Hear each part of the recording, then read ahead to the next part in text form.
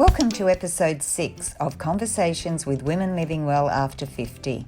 I'm Sue Long Carrick, and it's lovely to have you join me and my guest today as we discuss topics that will help us all to become women living well after 50. Let's get started. Hot flushes, vaginal dryness, mood swings, irregular periods. Sound familiar? Many of us have experienced these symptoms with the onset of menopause, and for some women the symptoms are mild, but for other women the symptoms can be so debilitating that it can make their life a living nightmare. And today's topic is all about understanding hormone replacement therapy, or HRT. Please note that this discussion should not be taken as medical advice, but rather one woman's experience which she will share with us and to provide you with information. If you are experiencing symptoms which are bothering you, then please seek medical advice from your doctor or from a menopause specialist. I'm delighted to welcome my guest today, Sally from FitFab Fiftyish, to share her story and experience with hormone replacement therapy. Sally is a woman who is enthusiastic and excited by life after 50, but her experience with menopause was difficult, so she undertook extensive research to find ways to ease the symptoms. Sally writes about well-being in midlife at her blog FitFab Fiftyish. She's passionate about encouraging women to be active, creative and joyful during this empowering time of life. Sally lives in Melbourne, where she works in a support role in healthcare. She's an empty nester, a yogi, and loves nothing more than getting out on her stand-up paddleboard. Welcome, Sally, and it's so lovely to have you join me today at Conversations to discuss your experience with menopause and also hormone replacement therapy. Thank you, Sue. It's so good to be with you. Now, I just wondered if you could start off by briefly describing your experience with menopause. Sure. Yeah, so my experience is one that I think many women who are watching could relate to. So in my early 50s, I had an onslaught of menopause symptoms. I had trouble getting to sleep. I had trouble staying asleep. I'd wake up drenched in sweat. I had aches and pains all over. Just about every joint in my body ached. And I had this fog in my head continually, a bit like that feeling of cotton wool. But it was the hot flushes that really did me in. And these would start pretty much the minute my feet hit the floor of a morning. And just getting ready and getting out the door to go to work was exhausting because I'd often have to change my clothes. I'd have to do my hair and makeup again sometimes because we all know what sweat does to your hair. Damp and frizzy is not a good look. No. And when I got to work, it wasn't much better because pretty much any interaction I had with people would trigger a hot flush. And I remember one time in particular, I was presenting at a meeting and I could feel the fire rising and I could feel the sweat starting to drip down my face. And my manager, who must have realised what was going on, she just looked at me with absolute pity in her face. And, you know, that kind of thing just absolutely crushed my confidence and, well, my enjoyment of this time of life, which can be a fantastic time. Yes. Well, fortunately, I didn't suffer too much, but those feelings of the hot flushes, when you can feel one coming on, there's nothing you can do about it really, and you're just feeling so uncomfortable. So you've mentioned that and just being tired and others sort of feeling in a fog. Are there any other symptoms of menopause that you can tell us about? Yeah, well, can you believe there's something like 34 symptoms of menopause? Wow. And some of them would surprise you. The list of symptoms is a sobering read, really. So things like a burning tongue, Okay. a metallic taste in your mouth, tingling in your hands and feet, electric shocks. Some women can get migraines for the first time in their life. So they're things that you wouldn't necessarily attribute to menopause. But the reason for this is that there are estrogen receptors all throughout our body. And with the drop in estrogen that occurs at this time, it can affect all kinds of functions. Well, I know I've had that metallic taste, but burning on the tongue and so forth, but I didn't realise that was a symptom. So that sort of makes me feel a little bit better now. But you've also mentioned to me in previous conversation that for you, menopause was a very challenging time. So what treatments did you seek to alleviate your symptoms? And were there any side effects with the treatments that you tried?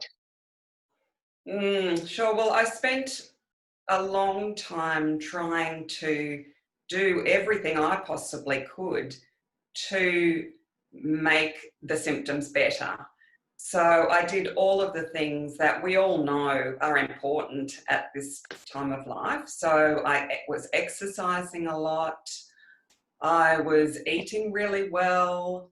I made a point to avoid or to cut down on things that are known triggers for hot flushes. So things like caffeine, sugar, alcohol, spicy foods.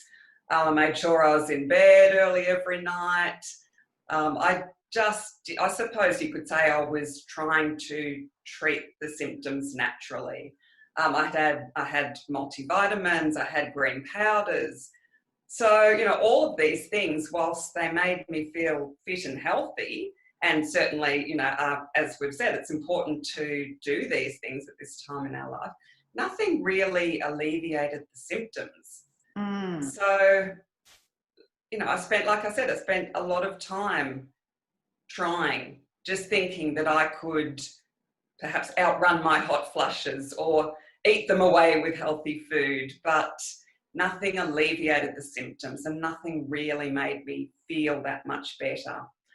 So I'd had quite a few discussions with my doctor leading up to this about HRT. And I'd also read a lot. And I knew then by the time I was ready to seek treatment that it was the right decision for me to start HRT. So I was prescribed a low-dose patch. I put the patch on the first night and crossed my fingers and hoped for the best. And within 24 hours, I could feel that the hot flushes weren't quite as intense. But I put that down to the placebo effect because I just didn't want to get my hopes up too high. But after probably 2 or 3 days, they had disappeared. Wow. And after 2 or 3 weeks, the other symptoms that I had significantly improved. So I was sleeping better. The aches and pains had gone. And most importantly, that fog from my head had lifted. And I just felt like myself again. So, that was within a matter of weeks. And that was 3 years ago. And I've not had a hot flush since. And I feel fantastic. It sounds too good to be true, but it is true. And in terms of side effects, I had no side effects at all. Now I know that that's not the case for a lot of women. So common side effects of HRT are things like nausea and breast tenderness, but these things can settle down after a few weeks or a few months, and it might be a matter of tweaking the dose or adjusting the regime. So my takeaway is to absolutely stick with it if it's something that you'd like to explore, to actually, perhaps be open-minded that it might not be straight away that you will, have the benefits, that you might need to just stick with it for a little bit. Well, I mean, with anything, it takes time sometimes for it to start to take effect. So, you don't go into a treatment thinking, well, by tomorrow it's all going to be great. So yes, you're right about sticking with it. But I remember when I was going through menopause, and I'd heard various opinions around HRT. Some of it wasn't good. I know for me, even the doctor had said, no, don't do that. You've got a history of breast cancer in your family, and, that could be that could be a determining factor. So why do you think that HRT has developed a bad reputation, and has that sort of changed now? Yeah, and this is the thing that's so frustrating, Sue. And HRT does, unfortunately, have a reputation of being dangerous and causing cancer. And the reason for this reputation goes back 18 years to a study by the Women's Health Initiative that unfortunately was badly designed. It was inaccurately reported, and it's just so wrong on so many levels. The authors have since apologised and have admitted that they got it wrong, but unfortunately that hasn't had the same amount of attention. And in essence, the participants in the trial were women in their 60s who were prescribed HRT for the first time, with the sole intention of finding out if HRT prevented cardiovascular disease. Now, HRT should not be prescribed to women in their 60s for the first time, and it certainly should only be prescribed for menopausal symptoms, not for any other condition. So, that's it in a nutshell about the trial, but there's certainly some terrific books that I can recommend, and Sue, you might put the links to them in the notes. They are by doctors who are experts in their field, who really drill down into the nuts and bolts of this trial and why it was so flawed. So the first book is called The M Word by Dr. Ginni Mansberg, all about menopause and HRT and other treatments. And also another book which has just been released, and I'm loving it so far. It's called The XX Brain by Dr. Lisa Mosconi. So yes, there's some fantastic resources for anybody who's interested in finding out not just about menopause and treatments, but more about this trial, because I think it's so important that we understand why the trial was so flawed, because it has resulted still in this myth that HRT is dangerous. Certainly in those 18 years, the treatment has changed significantly. So it's not the same as it was perhaps when our mothers were prescribed HRT. Right. Well, I mean, I'm a little older than you. So my mum, in her generation, I mean, you just didn't talk about that. They got on with it, and they didn't, they just put up with what the symptoms were. And it's the same, I think, with any sort of research or new treatment that comes out. It can change over time. I know with mum, with breast cancer treatment back in the early 70s is so much different these days to what it was back then. And so I think an important point to make is you went out and did some research. You became informed about what was happening to you. And I think that that's an important point to raise, that we all need to not just accept perhaps, what we think we know or what a friend says or whatever. If you want to be fully informed, you need to do the research yourself and to educate yourself about what's happening to your body. So absolutely, so true, so true. And I think one of the other myths, Sue, is that HRT is a one size fits all, and that it's perhaps a tablet or a patch, and that it's something that, I might say, here, so you have a patch, give it a go, it's great. Yeah. And again, that goes to, doing your own research and being comfortable that it's the right decision for you, because it is a very specific and tailored treatment to your circumstances, your medical and family history, your symptoms. So, it's precision medicine almost, in that, it's not a one size fits all, and it really can only be prescribed by a doctor who is knowledgeable about the latest treatments and research. So, there's different types of HRT, there's different delivery methods, there's different dosages. So there's patches, there's creams, there's gels, there's implants. There's different dosages. Like I say, there's different combinations. So you could have, one type of HRT, or you could have a combination. You could have a patch and a gel. So, it all is tailored for your medical and family history and what your symptoms are. So it's so important that you are educated and knowledgeable and have good support from a doctor who knows all about the latest treatments. Yes, and I said that in the introduction, that today it's more about sharing your story and just providing some information, but really we should be informing ourselves perhaps before we go to visit the doctor, and then seeking advice from our doctor or even a menopause specialist, that we can talk about what's going to be the best treatment for us, because you don't want to have to put up with these uncomfortable symptoms if you don't have to. So I think that that's good. But you've mentioned a couple of myths. Are there any other myths that you can let us in on? Because I still have this sort of thing in my mind where, HRT, I don't know about that, Okay. So, yeah. I think another myth is that you have to have stopped having your periods before you start taking HRT.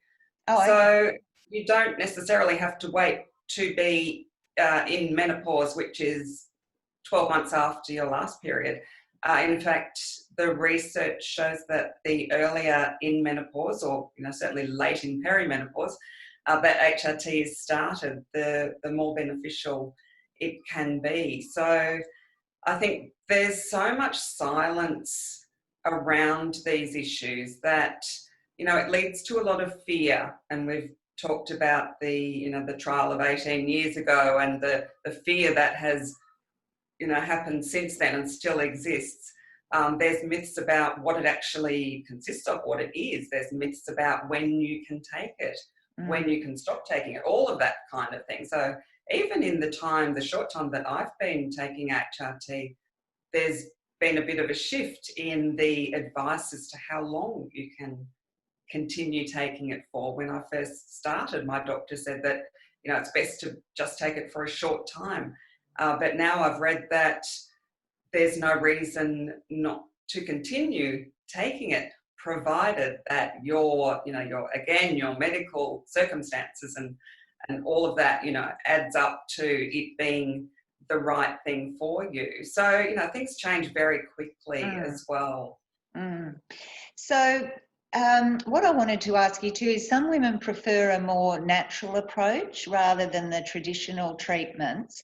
Are there any natural remedies available? And also, what do you have to be careful about when you're looking at alternatives? Sure. Well, this is a whole other episode, isn't it, Sue? About natural. Well, we can have you back. We can have you back. And there's some really good evidence to show that some herbs and supplements can be beneficial in treating symptoms. So evening primrose oil is one that comes to mind. There's unfortunately also evidence to show that a lot of other herbs and supplements show no real benefit. So I think the important thing to be mindful of is that the market for products that are sold as natural alternatives to HRT is not regulated. So that can leave it open to claims that are perhaps anecdotal at best, even fraudulent. So always to be mindful of the source of information, I think, if that's something that you are exploring. It's also important to remember that some supplements can interact with other medications. So it's really important to talk to your doctor and mention that you're taking these or you want to take them, because they can, like I say, interact and possibly be dangerous. So I guess it's just that, natural doesn't necessarily mean effective, and it doesn't necessarily mean safe. And it is something that you would really want to do a lot of research, just as you would if you were wanting to try HRT. Yeah. Yeah, and I think we keep coming back to that, don't we? Being informed, looking at all the information and not necessarily taking someone else's, oh, this has worked for me, because it may not work for you. I mean, we're all individuals, and our bodies and family history, as you say, all work in different ways. So it's all about being informed. Now, we've covered quite a lot of information today, and I mean, we could talk for hours on this. I might get you back for another conversation. I love that. Yeah. So what I want to do is, do you have any specific advice for women who are bothered by the symptoms of menopause? Absolutely. And I think the first thing is to know that you're not alone. There's, as we've said it before, there's just too much silence. We're not speaking about this enough, and that can lead women to feeling that they're the only ones who are not coping, as it were. But we all have to go through it, and it's just as to whether or not the symptoms, if you experience them, if they're bothering you to the point that it's impacting on your quality of life. And so the first message is, you're not alone. You're not making it up. You're not imagining it. It's very real. And you don't have to put up with it. There's effective, safe treatments available that can really give you back that quality of life. The other thing, Sue, is that not to feel guilty for the choices that you make about your body. And, as women, we feel this all of our lives, particularly around our reproductive health. So we might feel guilty for not being able to handle menopause naturally, for example, or we might feel like that we've failed menopause if we feel like we need to seek or want to seek treatments. So we shouldn't feel guilty for deciding to take HRT, or deciding not to take HRT, or deciding a more natural approach. Yeah. So it's all about being kind to ourselves and realising that this is so real and it can be debilitating.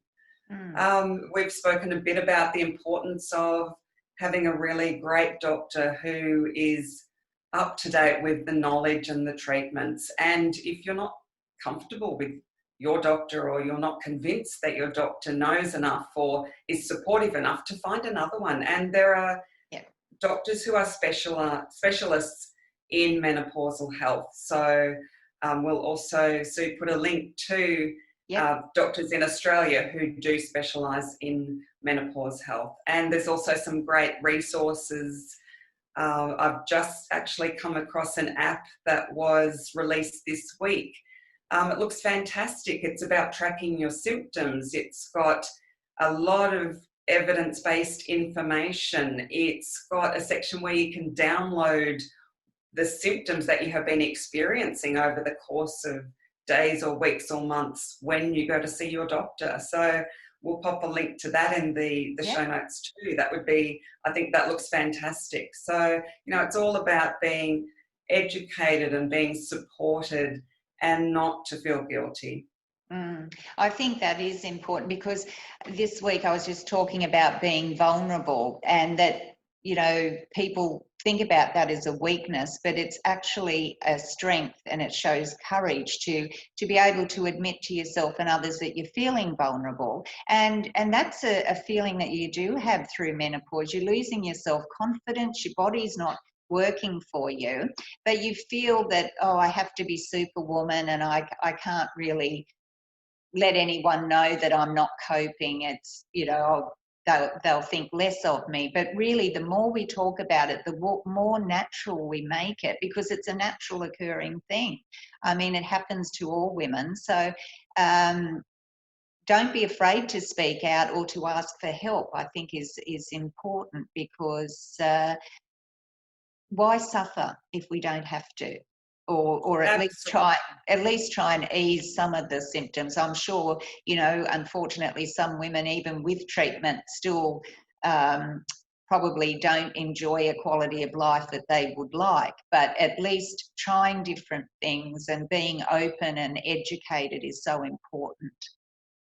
Absolutely, spot on. Yeah.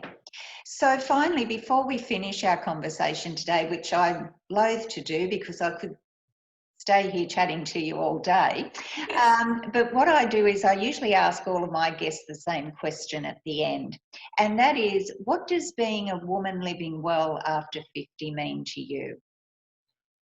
That is such a great question, Sue. Thank you.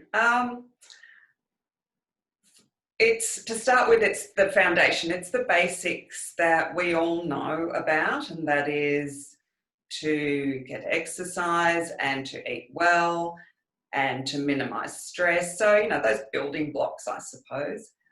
But mostly it's about the people and the relationships in my life, and really being grateful for those and nurturing those.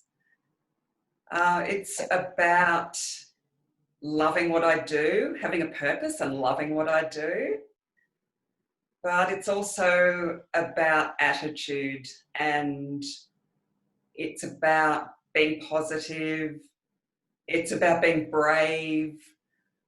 It's about being open-minded to learning all the time. So lifelong learning. Oh, yeah. Yeah, That's I me, totally agree. lifelong learning.